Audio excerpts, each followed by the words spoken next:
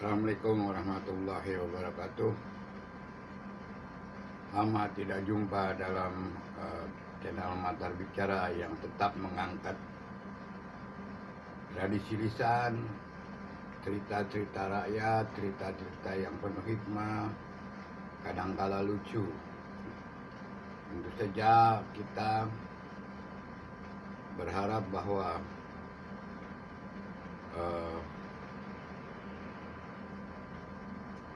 cerita hikmah ini adalah kehidupan sehari-hari yang bisa kita ambil, menghikmahi apa yang terjadi pada masa-masa yang lalu dan ada di sekitar kita.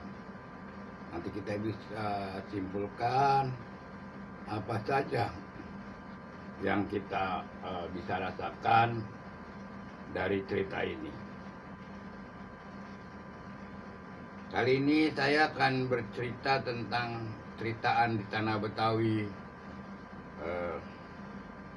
masa lalu, tentang ikatan pergaulan pertemanan orang kampung.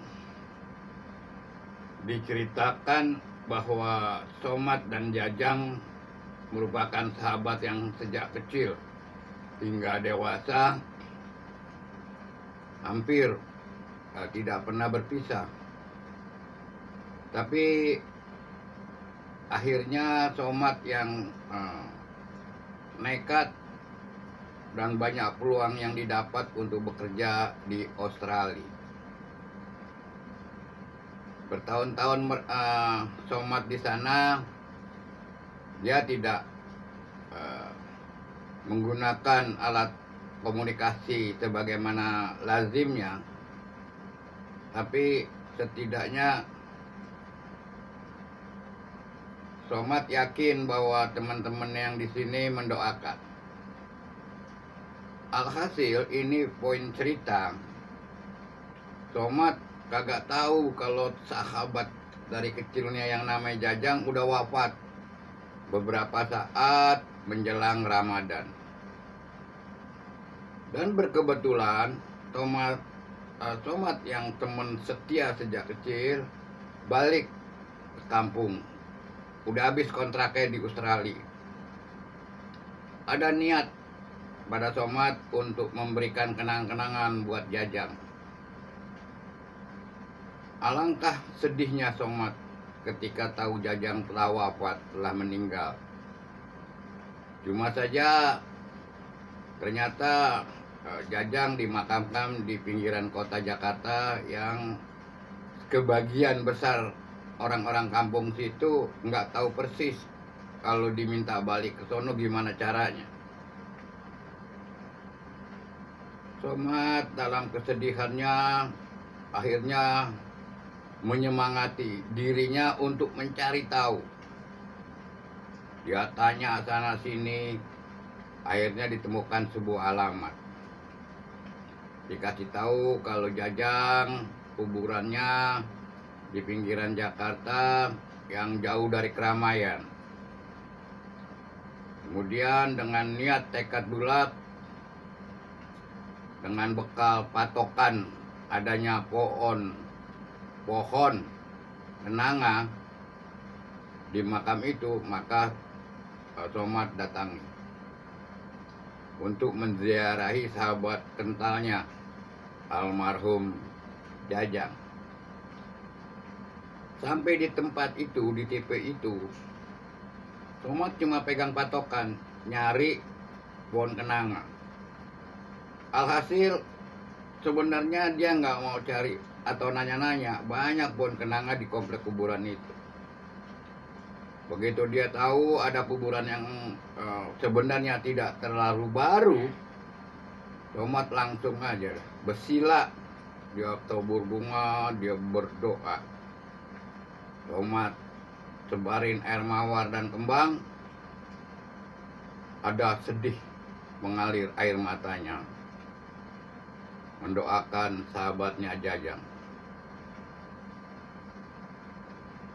Ternyata lagi asik-asiknya di penghujung doa, Somad dikagetkan, ditegur oleh sepasang anak muda.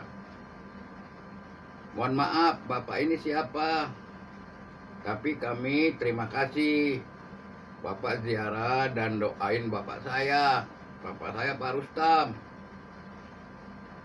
Somat Kantan kaget. Dia tanya, bukannya ini makamnya Jajang, teman saya dari kecil?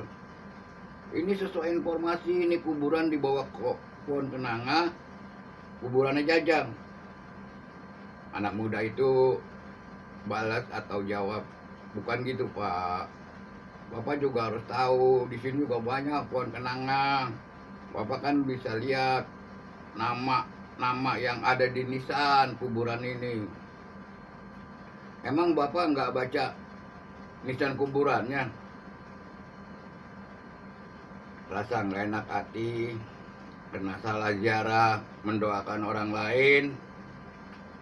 Somat bilang ke anak muda itu, maaf dek, saya ini kan buta huruf, saya cuma pegang patokan kayak orang dulu.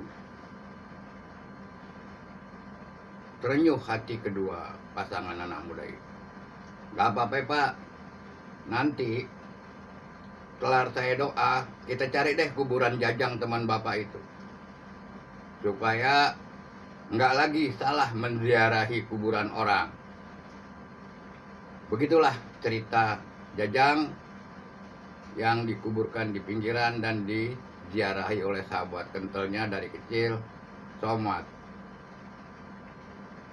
Ini catatan buat kita, itu akibat sekolahan yang nggak beres, buta huruf kali ya.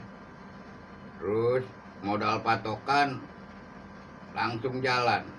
Nah, buat kita nih orang Betawi, udah nggak ada lagi deh buta huruf di kalangan Betawi, udah nggak ada lagi orang bodoh di kalangan Betawi. Mudah-mudahan cerita ini punya hikmah dan kita semua mendapatkan rahmat hidayah Allah jika saudara kita ada yang meninggal.